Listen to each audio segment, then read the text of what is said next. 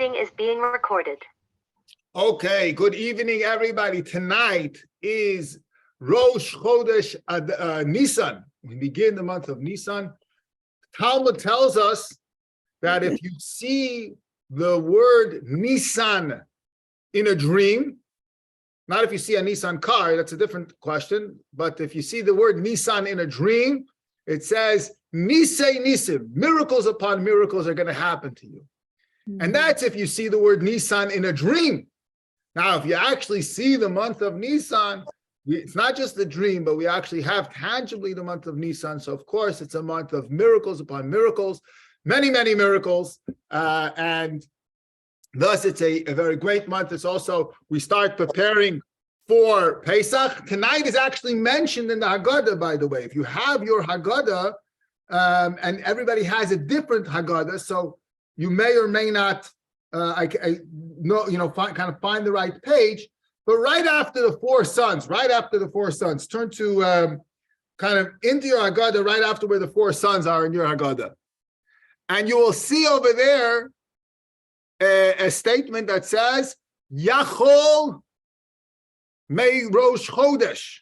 You might think that all of the mitzvahs of Pesach and all of the mitzvahs of expanding the Seder are actually mentioned on Rosh Chodesh. So you might think that tonight is the mitzvah to begin the Seder because it's the beginning of the month of Nisan, and the Talmud actually tells us that we have to wait to have the matzah and the maror, but it's a very specific, a very auspicious night.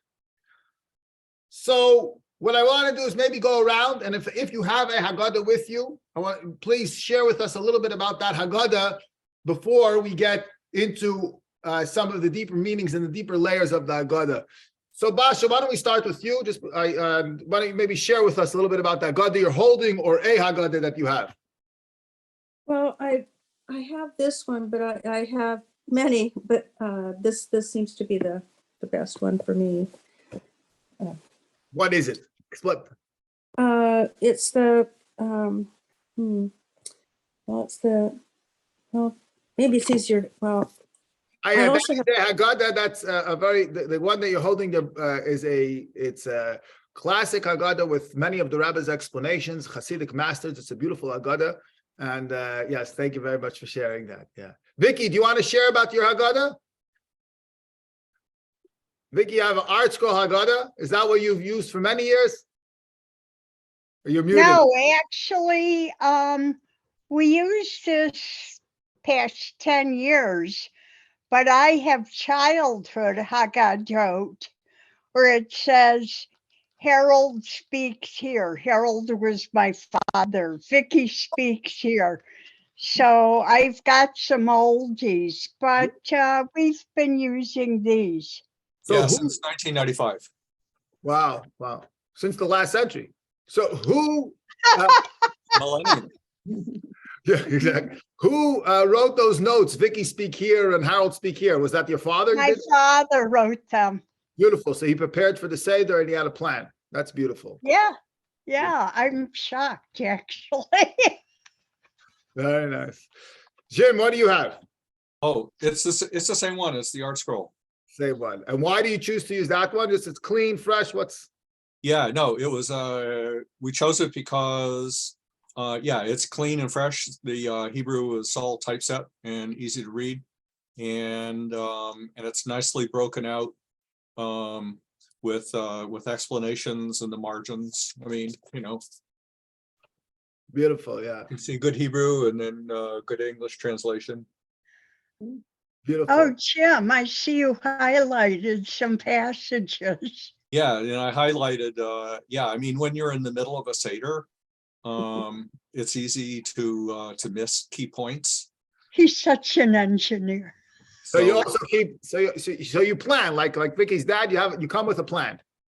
Yeah. Yes, of course, yeah. I think in a strategy and a framework, yes. Beautiful. Melech, what type of Haggadah did you have growing up? Melech. Yeah, on mute. We had our art scroll. Art scroll. Yes. But art school's only been around since the 80s. What do you have as a child? Do you remember? Maybe the Maxwell? No idea. Right now, we go to Israel for Pesach. We're going next Wednesday, and we'll use what they have. Beautiful. Yeah. Yeah. Beautiful. Like, I guess you're making good on your promise next year in Jerusalem. We're in Jerusalem all the time. That's wonderful. Rabbi Bialo, do you have a favorite Haggadah or one that you used growing up, or? Our Seders at home went quite Speedy Gonzalez. But I like the Gutnick one. Yeah, that's a very nice one. And why? Tell us why you like it. Sell it. It's just like very clear and has a nice theme to it, and questions you can peek at. Yeah. Beautiful. Pauline, what about you? What type of Haggadah did you use? We use the coffee Haggadahs. The Maxwell House? Yes. Yes. And when Deborah decided that she was going to start hosting the Seder for us, why she has new Haggadahs for us, and they're more related to the children in the family. And so I'm looking forward to sharing those with her again this year. Wonderful, beautiful, beautiful. Yanko, what about you? When we were kids, back at our family, we always used the Maxwell House. I think that's pretty much for most families back in the 50s and 60s. That's all there was in most homes. Right. No, we had this red and yellow one, not the art scroll, but like on all these pictures, we were given them from shul. Everybody had them. They're red and yellow, kind of graphic, kind of gaudy. Behrman House, I think, was the publisher. Yeah. That could be because we never did the Maxwell House. What Well, I no, want to no know one is how many of us as kids played under the table or fell asleep. Oh, beautiful. Yes. And who didn't?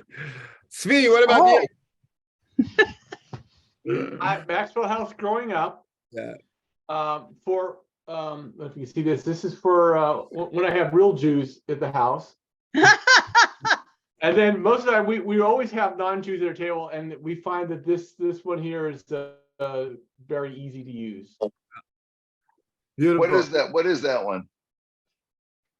Yeah, it's every Judaic store. Yeah, it's very basic and mostly in English, and so our guests don't feel frightened or scared off. They get the gist of the story. Yeah. Ari, what about you? What Haggadah did you use growing up? What do you use now? What's your favorite Haggadah? Can you hear me? Yeah. Okay. I have what's called a Baba Haggadah, which is this guy Shai Chirkis is from a cartoonist who does these Israeli comics, and so he illustrated his own Haggadah. So that's the one I use every year. Beautiful, very beautiful. And Riva, we didn't hear from Riva. Does she also do the Maxwell House? It was I don't know what she did growing up. Okay, but she's not there. But I tell her that we definitely welcome her and wish her a full shlema. She should have hopefully this year she's going to be very strong and have a good Pesach. Thanks. We're glad that Shana can come over and help get it ready, which is good. Yeah. So I one of my favorite Haggadah stories, and I'm going to kind of get into this a little bit. I have a number of Haggadahs in front of me, and I'm going to share with you some different screens tonight, just for kind of some very interesting little tidbits over here.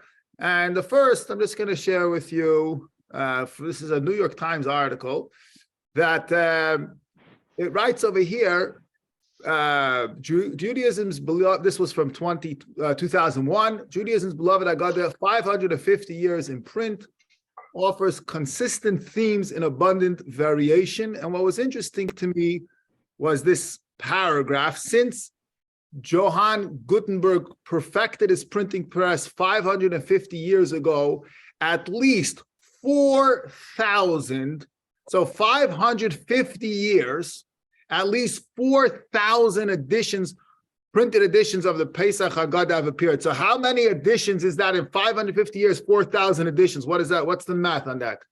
It sounds low to me, actually. You think that there's more than 4,000 editions of the Hagadah?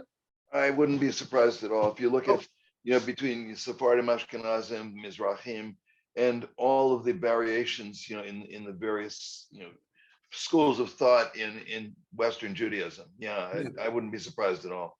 Okay, but anyhow, we're talking about on average, besides everything else, we're talking about just on average 10 Haggadahs a year at least, and like Yaakov says, that sounds low to him. So 4,000 editions of the Haggadah. So my father told me the story of a man who wrote a new Haggadah, and he's knocking on one door and another door. He's selling his Haggadah. So he comes to the home of a Haggadah collector. And the guy brings him inside.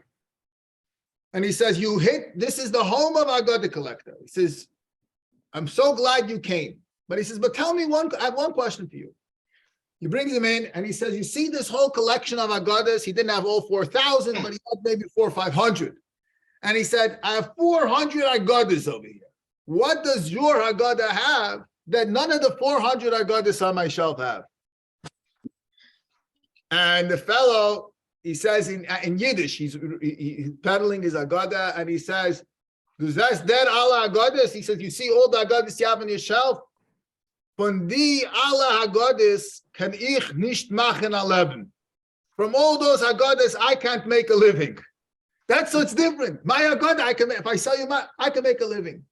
And that's the truth, is that there's not only, like Yaakov said, there isn't just 4,000 Haggadahs, but we are each a Haggadah. We each make a living. We each have to, in a sense, produce our own Haggadah, live our own story, live our own exodus on the night of Yetzias Mitzrayim, the night we go out. We're not just reading a story, rereading a story, but we are telling a very personal story of how we went out of Egypt, how we went out of Mitzrayim, and we, in a sense, craft our personal Haggadah.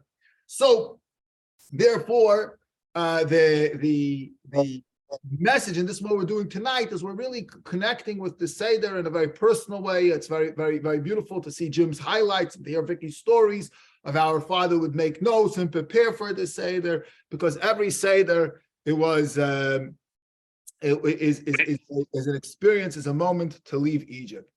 There's they tell a joke. They say that the word Seder, of course, means order. It means order, to put things in order.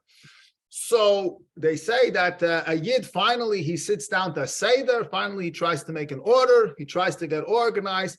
And in Yiddish they say, as soon as he tries to get organized, right away they start to ask questions. Why this? Why that?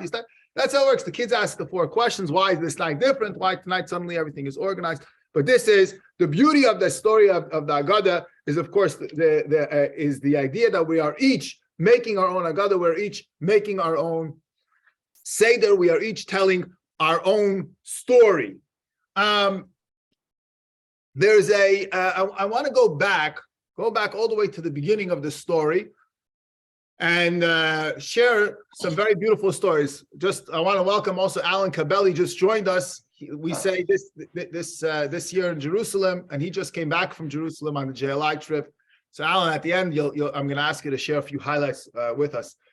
Absolutely, thank you.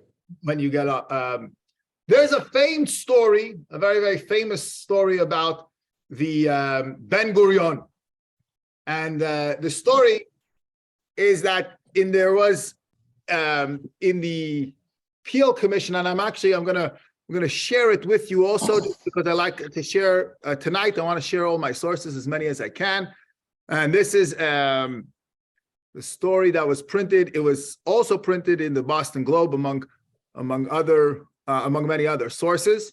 Just one moment as I bring it up. And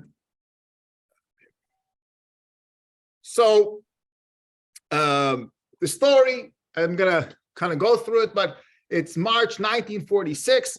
David Ben-Gurion is in front of the Anglo-American Committee of Inquiry. And finally, Ben-Gurion, he says, heartfelt testimony to longevity of the Jews' love affair remains worth reading. And this is what Ben-Gurion says. Famous story. Turns and he says to the commission, he says, more than 300 years ago, a ship by the name of the Mayflower left Plymouth for the New World. It was a great event in American and English history. But he says, I wonder how many Englishmen or how many Americans know exactly the date that the ship left Plymouth. How many people were on the ship? What was the kind of bread that the people ate when they left Plymouth? Few Americans, of course, know any of this minutia, but countless Jews, Ben-Gurion continued, know the detail of a far older journey. More than 3,300 years ago, the Jews left Egypt. It was more than 3,000 years ago, yet every Jew in the world knows exactly the date when we left. It was the 15th of Nisan. The bread they ate was matzahs. To this day, Jews throughout the world on the 15th of Nisan eat the same matzahs and tell the same story of Exodus from Egypt. They tell what happened to the suffering of the Jews. They finish their retelling with the two sentences. This year we are slaves. Next year we'll be free. This year we are here. Next year we will be in the land of Israel. And this is, of course, a very famous story, and it's a very famous testimony of Ben-Gurion. Rabbi Lau records that he asked Ben-Gurion about it, and Ben-Gurion indeed said he confirmed, and he said that this is a true story, and he was this is what he wanted to give over this message that a Jew 3,000 years later, we know exactly what we ate. We know exactly when we left, how many people left. This is part of the miracle of the Jewish people and the miracle of our survival. There's an interesting story on that note that there was a famed, you might be familiar, there was a prominent historian, a British historian, and his name was Arnold Toynbee. Anybody know, you familiar with Toynbee? Famous historian. And he, in 1930s, he declared that the Jewish people were essentially he called them a fossil nation. We were like a fossil, died out, and just like fossils. And he wrote a lot about the decline of nations. That's he was already in the 1930s. He was also very antagonistic towards Israel. He wrote about, tragically, he equated the Jews, the actions of the Jewish people in Israel with what the Nazis did to the Jews during that time. He was, and he had a lot of, he was a very, a very big critic of the Jewish people. In 1961, he came to Montreal's McGill University, and he gave a lecture there, which was very, very anti-Israel and very demeaning of the Jewish people. And McGill, being a very Jewish university, having a lot of Jewish students, and made a big deal in Montreal, made a big deal and big waves in the community. At that time, the Jewish ambassador from Israel to Canada was Rabbi Yaakov Herzog, the son of the chief rabbi of Israel, Chief Rabbi Herzog. And as soon as, within days of this big lecture that he gives, Herzog says he wants to challenge Toynbee to an open debate on campus. And within 5 days of the original lecture, Toynbee and Rabbi Herzog and Yaakov Herzog meet on McGill University. It's recorded, and I'm going to play the recording because the story is a little bit dramatized in the non-recorded version, but I want to play it because I think it's very, very powerful. So let me. I suggest that I'm going to share this with you in just a second. Let me share the screen. And this is to the point of whether the Jewish people are a fossil nation. Running short, we go on to the famous fossil thing, sir, because I'm sure the audience, this. This is Herzog speaking.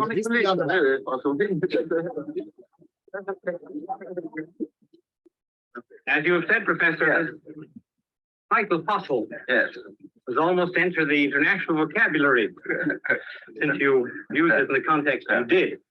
And as I understood from reading your works over the past few days, nights, I should say, there are fossils and there are also peoples in the archaic sense.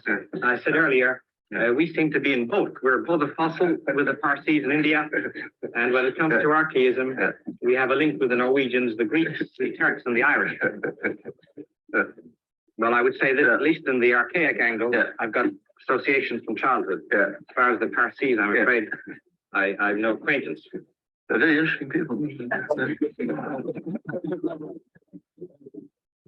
Say this. I'm not a historian. Your thesis has been challenged by historians of great eminence and writers. There's quite a vocabulary of reply to, they call it in various terms, the tone of be theses, the tone of be heresy. Don't I know it? Yes. And I understand you're going to write. Eben is trying to be heresy. Yes, Eben, the heresy. There's also the professor on the fossil. Yes. And there was another one. Yes, with 2 books we had here. Yes, and there's also Judaism, fossil of faith, something like that. Yeah. I would only ask you, I'm a diplomat representing my country, and my experience in this field is contemporary times. I've not studied deeply history as you have. But I would ask you, in all objectivity as a historian, sir, if I may, our concept of our life down the ages, I can sum it up in a verse from Psalm. It is Lo amut ki echyeh va'asaper ma'aseka. I shall not die, but I shall live. A fossil doesn't die, but he also doesn't live. Here we part ways. And as we live and through our survival down the ages, we see the hand of providence. We have the sense of survival under providence, and we move ahead as we prayed to spiritual fulfillment. Here lies the basic difference between us. You say to us, you did not die. Why is not clear. But you did not live. No continuity in terms of creative life and thought. You've sort of slipped out of the stream of civilization. Some remote island got stuck there. Now and then your voice is heard as it shrieks of the passing ships. We say, no, we have been in the stream. We've been in the stream in a distinctive sense. In our survival, in our prayer and our hope, in our attachment to our land, and in our belief in the fulfillment of immortal prophecy. But that is an issue, and I'm not a historian. As I say, others are debating that with you. But I would ask you, as a modern Israeli, representing my country, and one who has seen the country come to life and independence, from the academic historical analysis point of view, as you scan the canvas of history, Professor, is there no significance in the following facts which cannot be denied? Number one, of the ancient peoples of the Middle East, we are the only one living in continuity today in the Middle East, speaking the same language, practicing the same religious faith. Which is Parsis. Well, I'm talking of the Middle East. Yeah.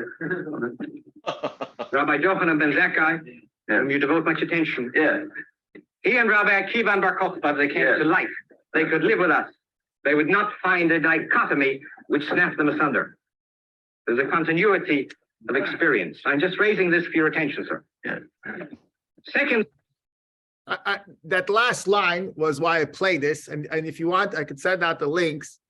But I want to replay that for a moment and listen to the names. Listen to the names. Rabbi Yochanan ben Zakkai, whom you devote much attention. Yeah. He and Rabbi Akiva and Bar Kokhba, they came to life. They could live with us. They would not find a dichotomy which snapped them asunder. There's a continuity of experience. I'm just raising this for your attention, sir. Yeah. If Rabbi Akiva came to live with us, he would feel very, very comfortable. And how do we know that? Well, Rabbi Akiva lives with us. Rabbi Akiva is actually at our Seder. Where is Rabbi Akiva at our Seder? Bnei Brak. Very good. Very good. Go back. If you open your Hagadah, right after the Avodim Hayinu, we say, Maisa, there's a story, Rabbi Eliezer, Rabbi Yeshua, Rabbi Eliezer ben Azariah, Rabbi Akiva, Rabbi Tarfon. So the same sages that had this Seder 2,000 years ago in Bnei Brak, and what are they doing? They're discussing the Exodus the entire night. They're actually present at our Seder. They can come and they can feel very, very comfortable. They can feel like this is talk about the continuity of the Jewish people, the people that know that talk about, who were those original people that left Egypt, and with what did they leave? What night did they leave? What did they eat? And Rabbi Akiva had that conversation 1,000 years later, and here we are almost 2,000 years later, and we're having the same conversation, and that's the beauty of the Seder night, and part of its beauty. This is the actual recording of this debate. But if you want to know what happened at the end of the debate,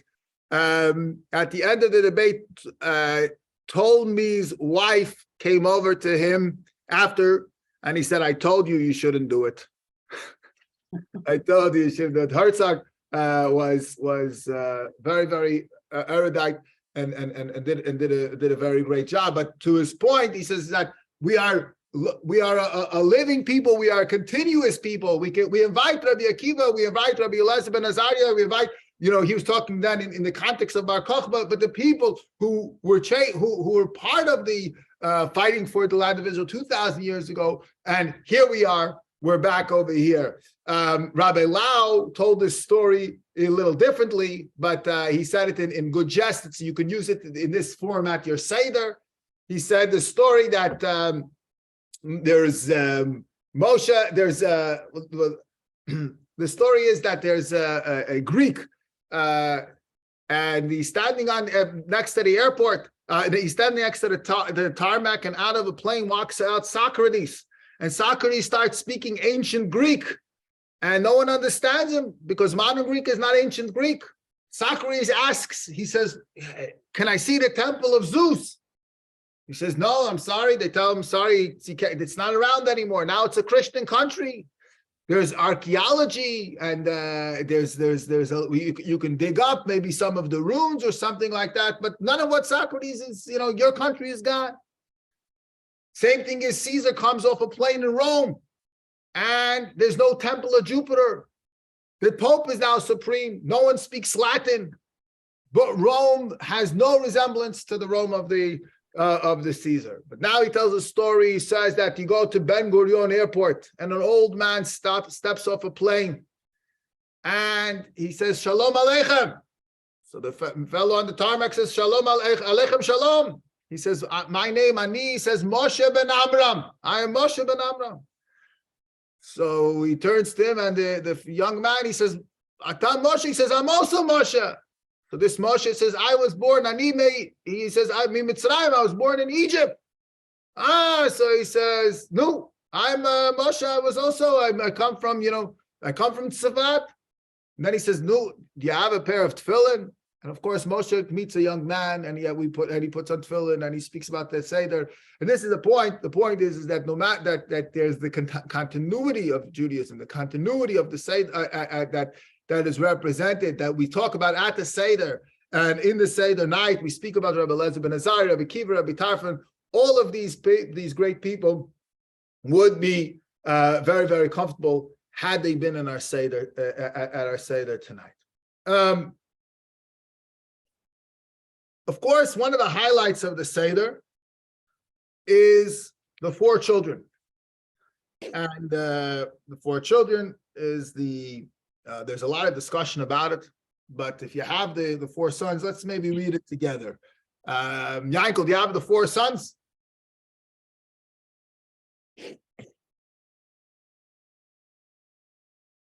Yankel, you're on mute.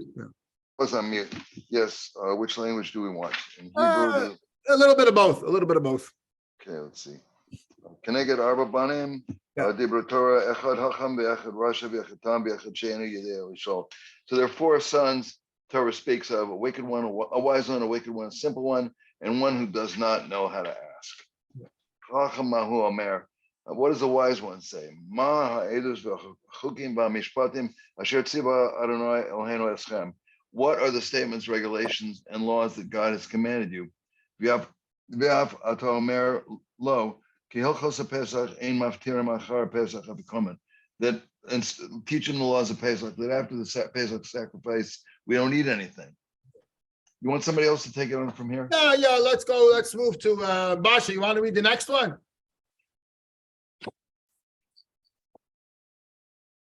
Are you muted? Yeah, I think you're muted.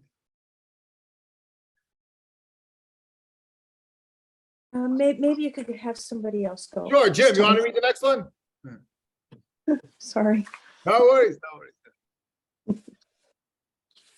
Jim, you want to read that one? Yeah, I had to unmute myself. I'll read it in good. English. Perfect. The wicked son, what does he say? Of what purpose is this work to you? He says, to you, therefore excluding himself. By excluding himself from the community of believers, he denies the basic principle of Judaism. Therefore, blunt his teeth and tell him, it's because of this that Hashem did so for me when I went out of Egypt. Yeah. But for me, but not for him. Had he been there, he would not have been redeemed. There's of course a lot of commentary, but I'll just highlight some, and then we'll go to the other sides. But one is, why is the Chacham and the Rasha placed right next to each other? What is the message of putting the Chacham and the Rasha right next to each other? What do you think? Contrast. Well, there's one idea, of course, is contrast. What else? There's also the hope that the wise will rub off on the wicked. Yeah, very good. So the Rebbe wrote a letter about this in the early years. The Rebbe wrote a letter to the yeshiva students, and for yeshiva students, many months of the year they spend in yeshiva, and then it comes time for Pesach, and they go and spend it at home.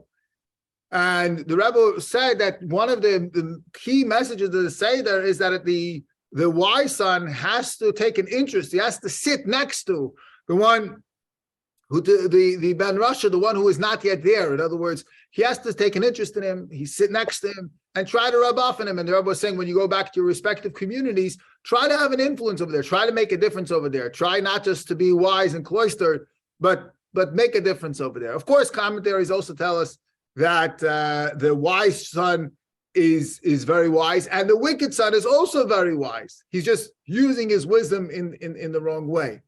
But recognize that he also has the strength and he has the ability to be the wise son, because he's obviously clever. He knows how to get things done. He has street smarts. He's a very, very unique child.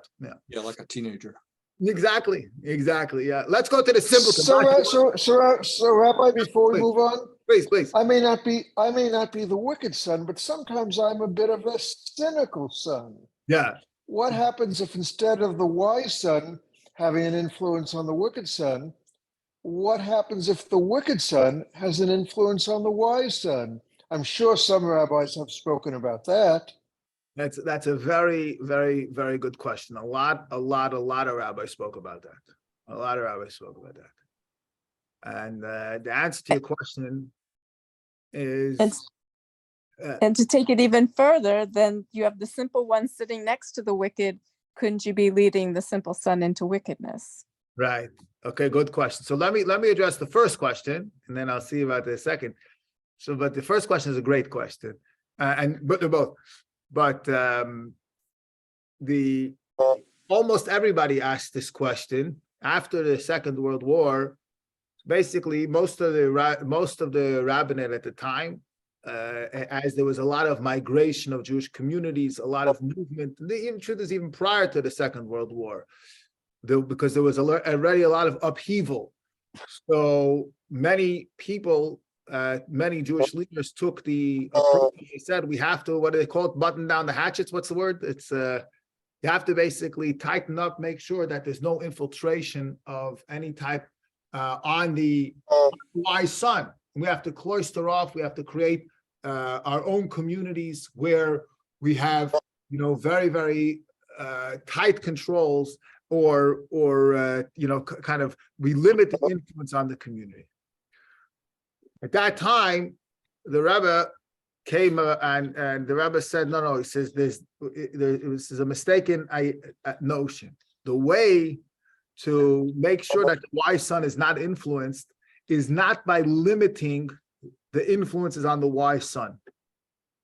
It's by teaching him that he has to be an influencer.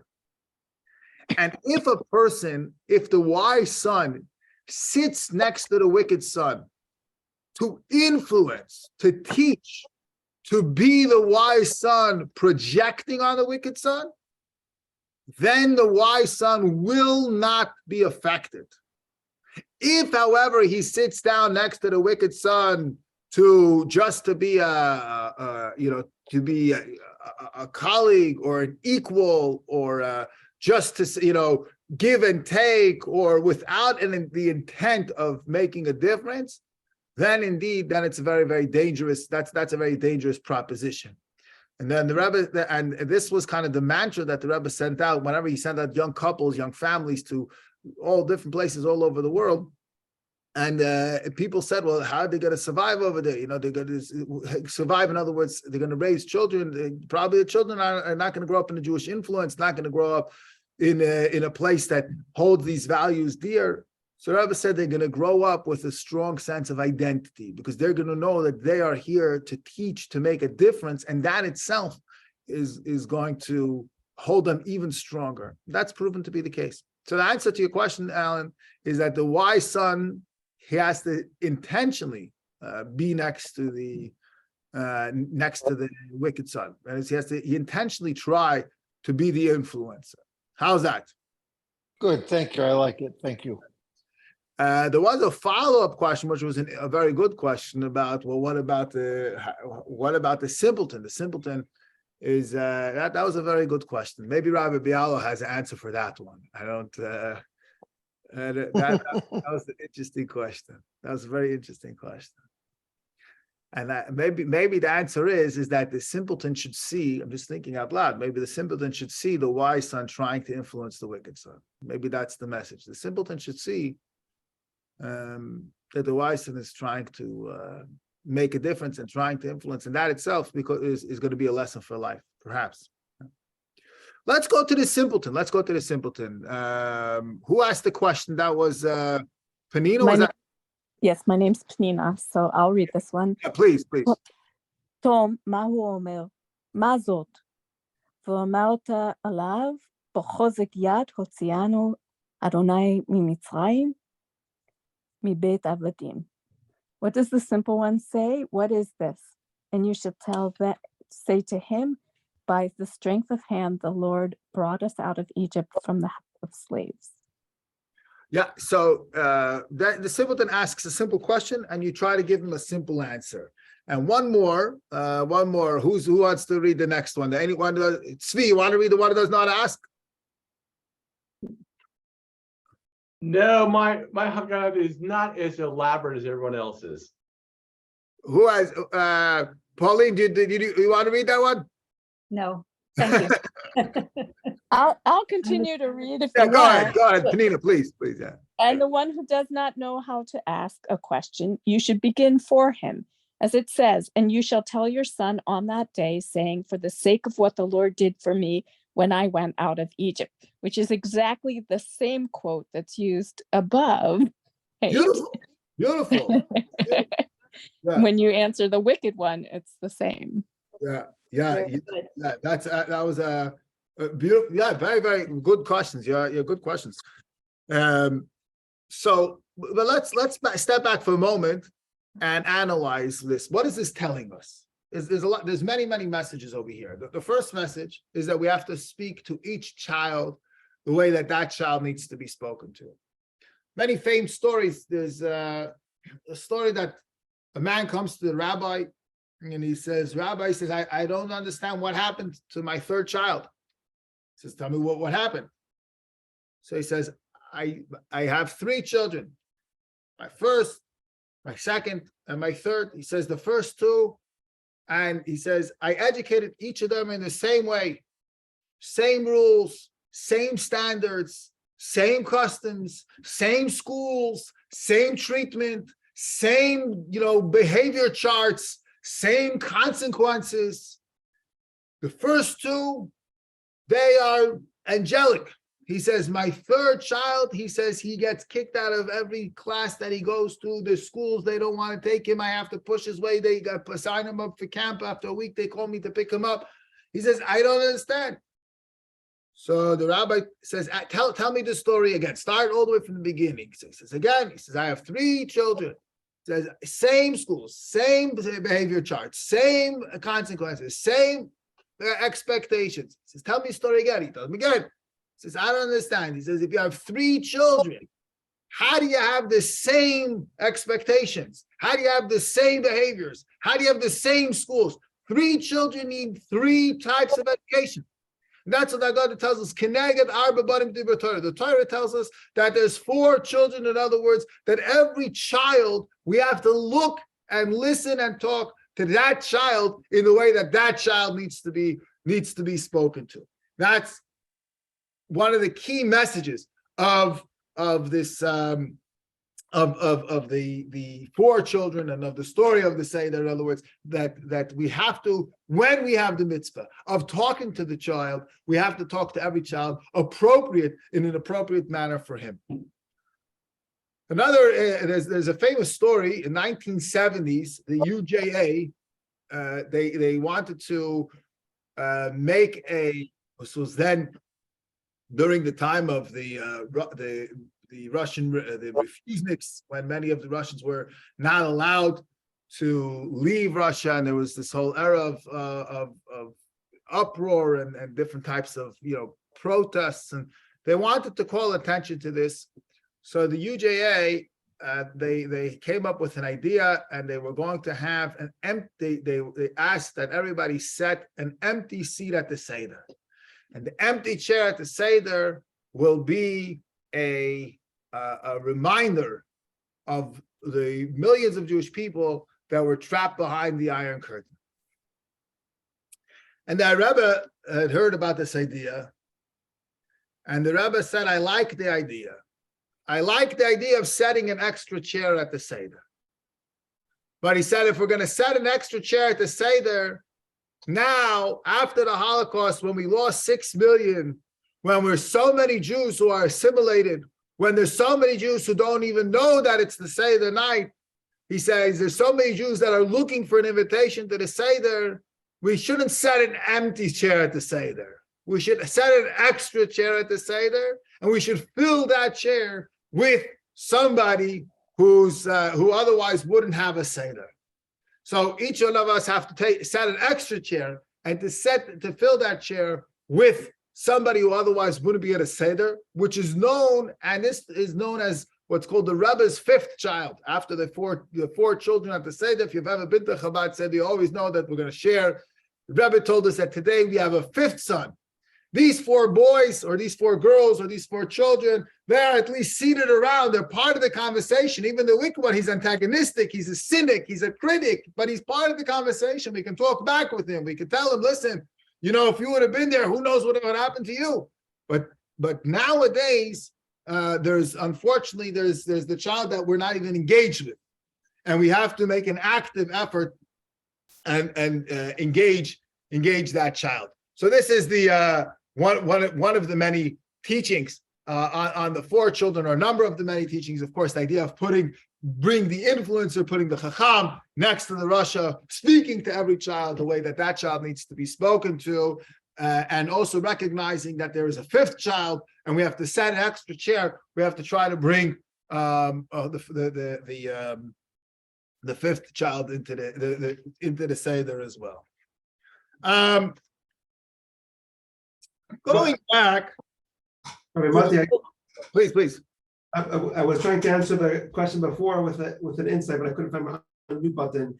So with the question with the simple son next to the Russia, next to the tzaddik. So I just want to share a story, only a piece of it, but we had a read student at one of our courses, one of our 8-week courses, and she would just challenge every word that I said. And I found myself at some point like preparing my classes with her questions in mind. It's a very, very happy ending to the story, but that's not so much the point. At the end of those 8 weeks, I was kind of nervous of what happened to the other students. They were watching us debate, obviously very peacefully, but they were watching us debate, so often. And one of the students got up and said that his favorite part of the course was watching the peaceful debates. So I think going back to your point, that if the tzaddik is there, with the idea that they really just want to teach and they want to be there for somebody else, then everybody around that's at the same table is buying into the same idea. Because when everyone's being honest and really trying to dig deep into their own soul and share it, that's the vibe that's created for the whole table. You're saying that the simpleton kind of gains from this give and take. Yes, between the tzaddik and the rasha, because it's honest. It's not judgmental. It's with love and yeah. Well, thank you for sharing that. Yeah. Big, much appreciated. Please chime in, Rabbi Alo. Rabbi Alo is my colleague. He's the rabbi at the Chabad of Reed, and they host an incredible Seder, and they have a tradition that the students actually lead the Seder. So maybe you could maybe share a little bit about that for a moment. Yeah, so different students prepare different parts of the Seder, and they print it out, and they give the direction, and they share their insights. And it's actually quite fascinating to see. Sometimes students come with papers with little tiny handwriting, and the readers are pretty academic. Always a highlight of the year. Yeah. Thank you. I want to go back for a moment as we talk about the 4 sons.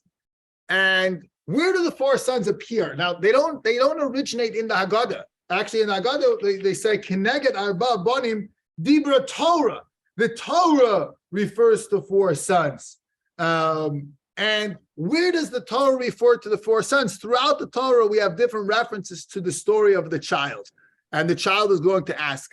But there's the first time, and this is very, very fascinating, the first time that this appears is actually in Exodus, in the Parsha of Bo.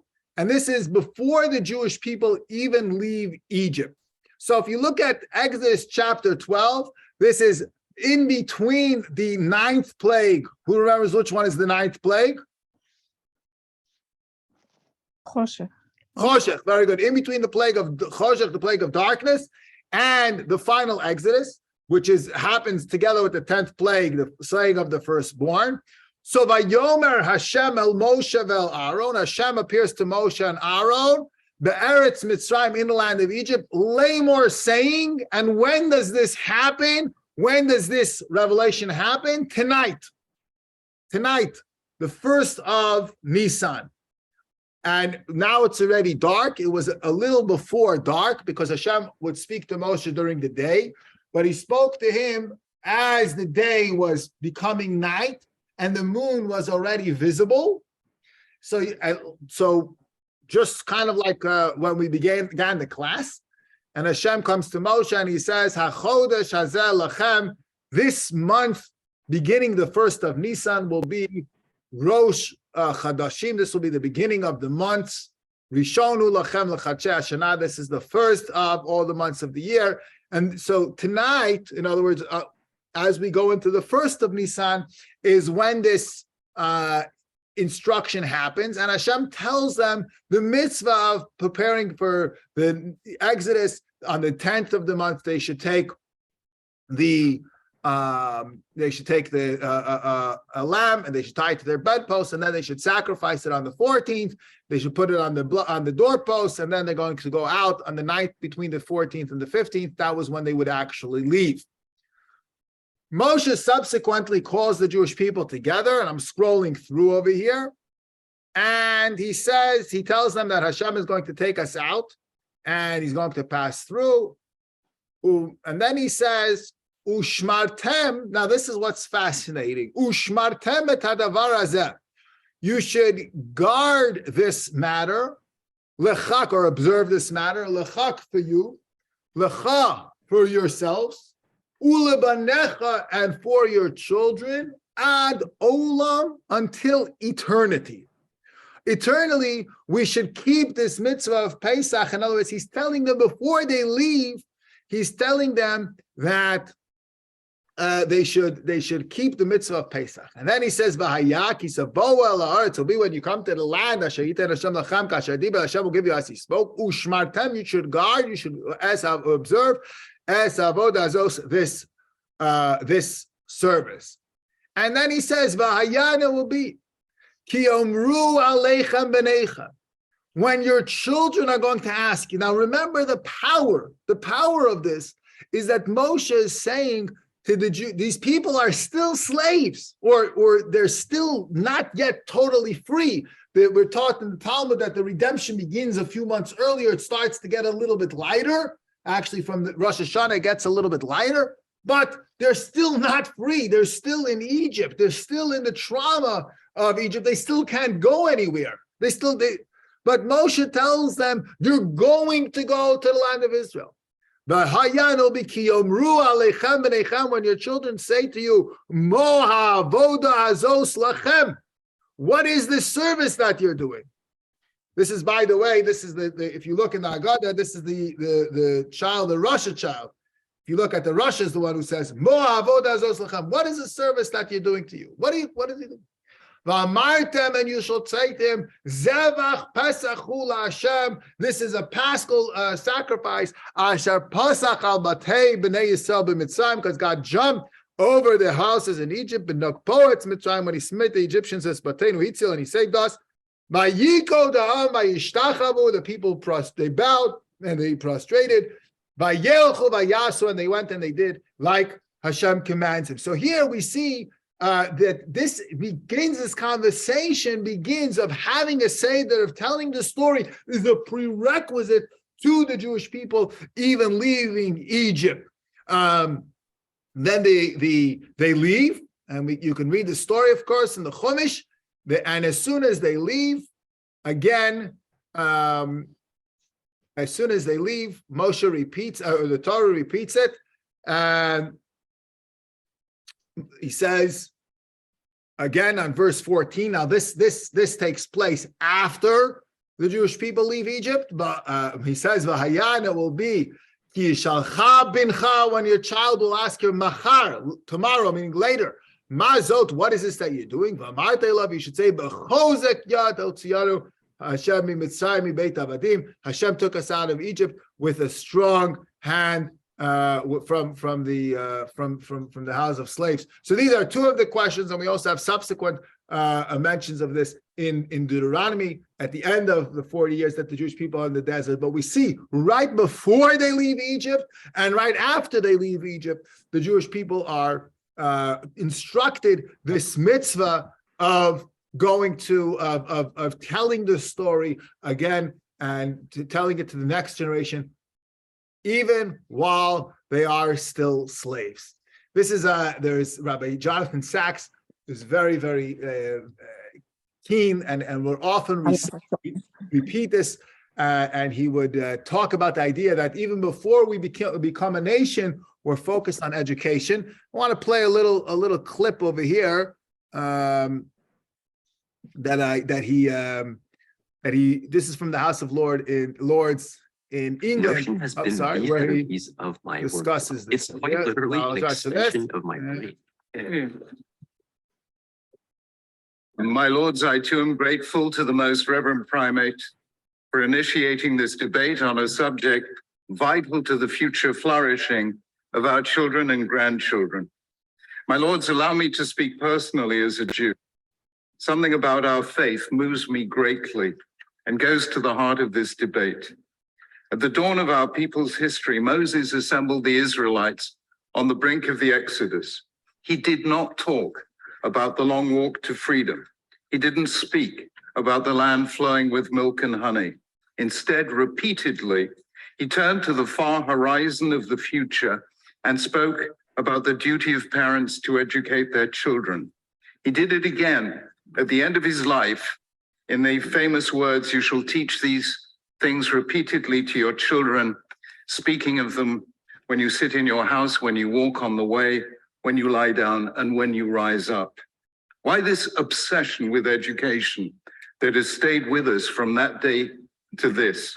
Because to defend a country, you need an army, but to defend a civilization, you need schools.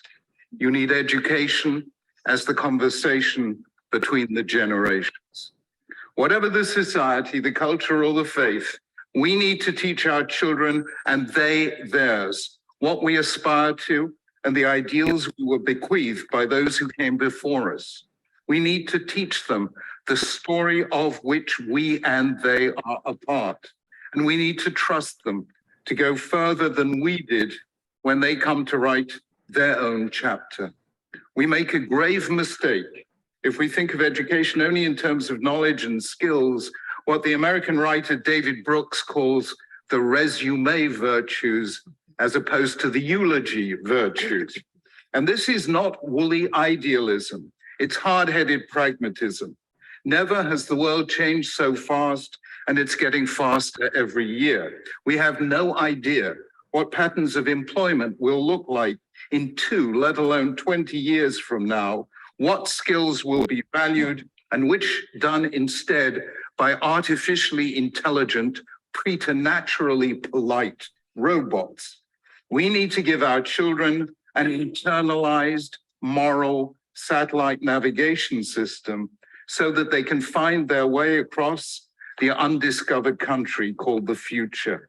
We need to give them the strongest possible sense of collective responsibility for the common good, because we don't know who will be the winners and the losers in the lottery of the global economy, and we need to make sure its blessings are shared. There's too much I and too little we in our culture, and we need to teach our children to care for others, especially for those not like us.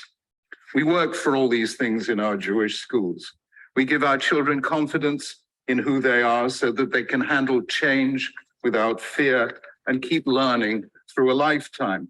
We teach them to be not just proud Jews, but proud to be English, British, defenders of democratic freedom, and active citizens helping those in need. Schools are about more than what we know and what we can do. They're about who we are and what we must do to help others become what they might be. The world our children will inherit tomorrow is born in the schools we build today. So this is, the reason I share this is because this is the idea that Moshe gathered, like I showed you, he gathered the Jewish people prior to their leaving Egypt. And then he tells them about the Seder. Then he tells them that there will be a time. If you're a homeowner in Oregon, Sorry about that, one and second. you're still paying for electricity, and I've got some big news for you. So he gets us, and he brings us to this point that we all have to remember that from the very beginning, before we even are taken out, we have this message and we are instructed about these 4 children in the very beginning of our nationhood. And then again, the Avadim Ayinu, we're actually told that Moshe tells us this, and it's written in the Torah, in the book of Dvarim, in the last 30 days of Moshe's life. So these are some of the ideas all around the background to the 4 children. One sec. Rabbi, I have a question. Please, yes.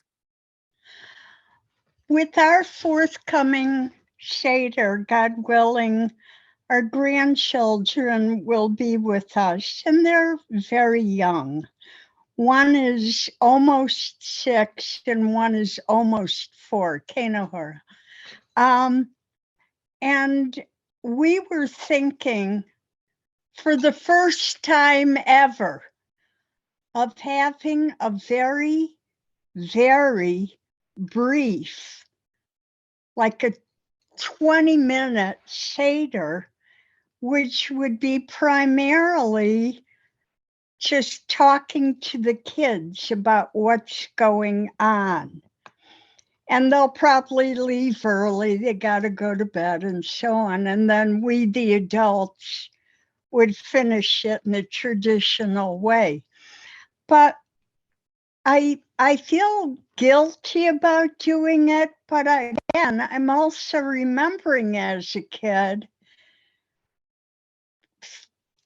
I had no idea at that age what was going on, what the adults were doing. But this way, we can talk to the future, our grandchildren. And is that a bad thing to do? I really don't know. So, Rabbi, may I give my perspective? yeah, Rabbi- please, yeah, please. Thank you. I grew up with an Orthodox father. We went in the Bronx, we went outside and he brought the kids outside so that we could see 3 stars and the Seder could not begin before we saw 3 stars. We had a Seder that lasted seemingly all night. And I remember at the age of 8 or 9, I drank 4 full cups of wine. We had the full contemporary Seder. We did everything. And what I've discovered is that over the last 20 years, as I've done Seders, and I will have the blessing of doing a Seder in Albany, New York, with my sister for the first time in 40 years and her 2 daughters. And what I have discovered is that for many people, including many adults, a full Seder like I had with my father does not carry the meaning.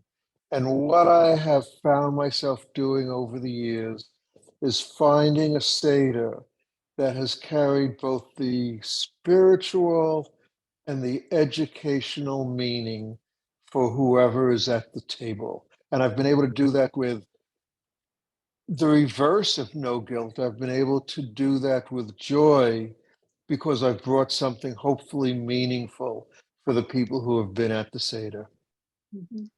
Thank you for sharing that. That's very beautiful. Thank you very much for sharing that. And Al, we've had you for a lot of Seders. I hope maybe you'll come this year. But this invitation, I will not be able to. You're gonna have because your I'll be in Albany, New York, and then flying back here. Right. So I will miss your Seders. Thank you. Right. But on that note, allow me to share what Maimonides writes about how to run the Seder. So this is the. Well, you're not answering me then. I am answering you. This is exactly your answer. Maimonides tells you what to do, exactly to your question. And I'm going to come right to it. He says like this. Do you want to read it? Could you read the screen, Vicky? Yeah. This is from Maimonides, the laws of Pesach. Go ahead. Can you read where it says it's a mitzvah to inform?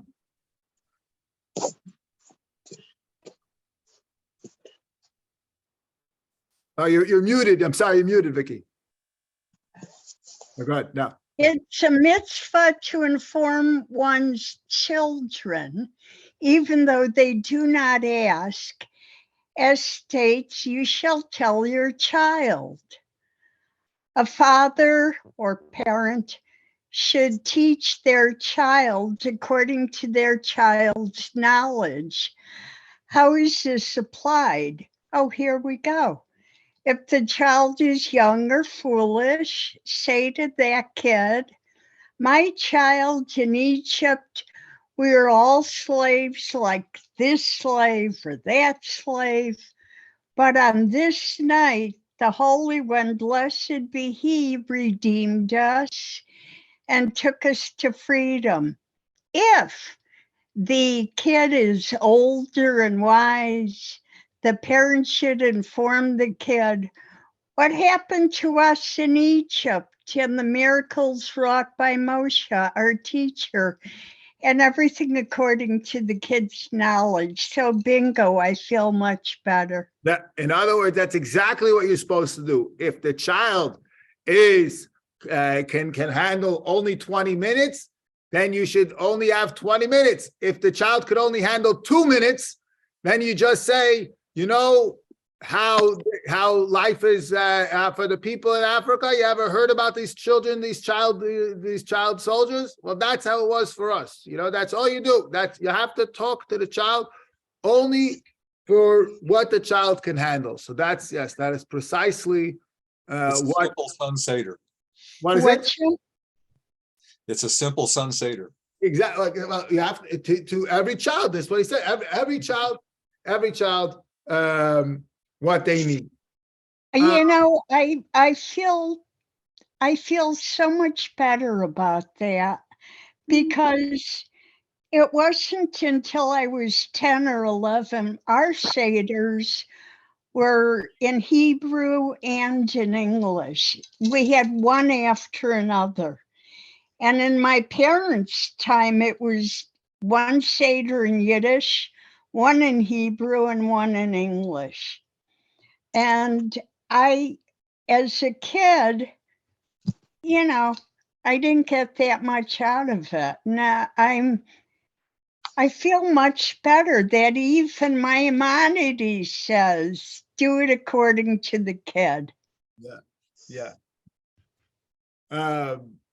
So I'm gonna stop that chair for a moment, and I'm gonna want to conclude with two stories, two of my favorite stories, Pesach stories, and then next week we'll pick up. But the first, there's a little bit of context to this, and maybe Rabbi Bialo remembers when it happened.